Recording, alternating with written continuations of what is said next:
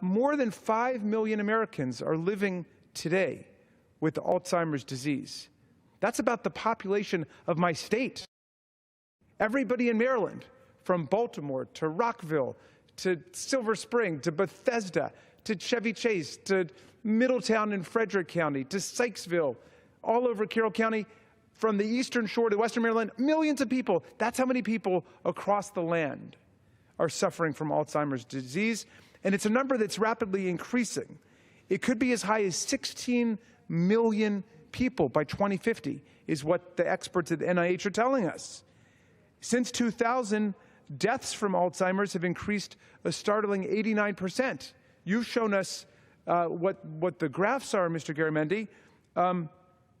1 in 3 senior citizens today dies from Alzheimer's or another form of dementia. And for victims of this disease, it is demoralizing, devastating, debilitating, and draining for the whole family. In Maryland, Alzheimer's affects 100,000 people, and it costs us around $1 billion in Medicaid dollars every year. In 2017, it's estimated that across the country we will spend $259 billion caring for people with Alzheimer's and other kinds of dementia, with $175 billion being borne by Medicare and Medicaid alone. This means nearly 1 out of every 5 Medicare dollars is spent on Alzheimer's. So we have got to move quickly and effectively to address the crisis and to solve the puzzle of Alzheimer's disease. Otherwise, these costs are going to continue to grow even more sharply, and Alzheimer's could overwhelm our healthcare system.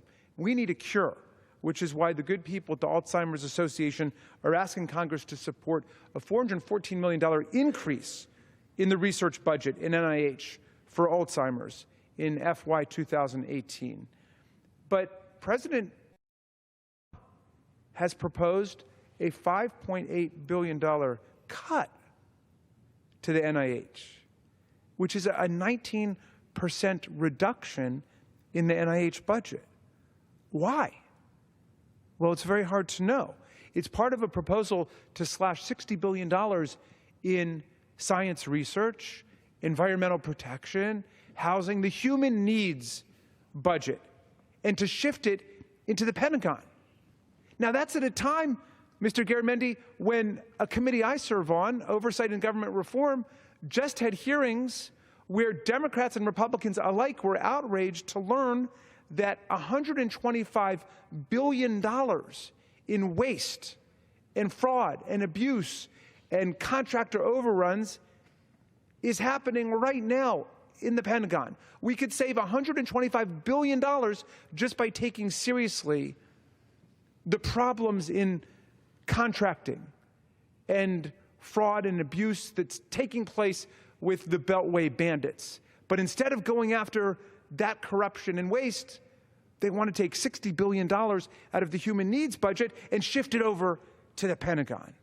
Well, that's going to have a disastrous effect on our ability to make progress. That's the point I think you're making tonight, Congressman Garamendi. You're saying when we invest in basic research on the diseases, we make progress. Look what we've done with AIDS.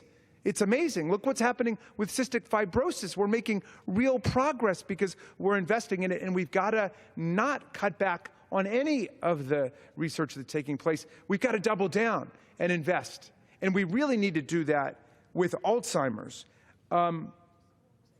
So this move to slash the human needs budget, the medical research budget, and put it in the Pentagon is on science, on medicine, and on the health care of our people. These are our people whose lives are at stake that we're talking about. These are our families that are suffering the savage repercussions of Alzheimer's disease, which is a terrible affliction on the land.